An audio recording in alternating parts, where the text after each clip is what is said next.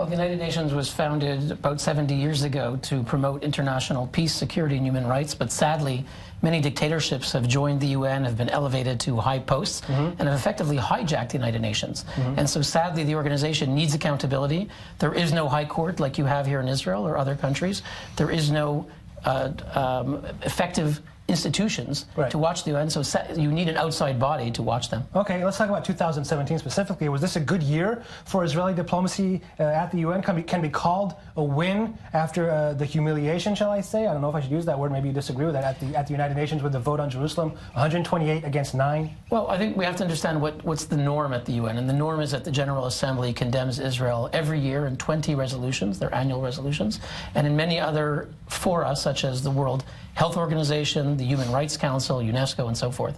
So relatively things were the same. At the end of the year, if you compare it to last year, I think Israel actually was better than last year. Last year, the United Nations Security Council condemned Israel. Resolution 2334 was a very serious resolution. It continues to harm Israel. There's a blacklist that's being prepared right now, which is citing that resolution, an economic blacklist against Israeli companies that's supposed to come out in a few days. That's citing that resolution. So relatively, compared to what happened in the past week, the resolution was vetoed at the Security Council. The General Assembly was adopted, but less than the usual resolutions on Jerusalem. But in the Security Council, it was still 14-1 vetoed.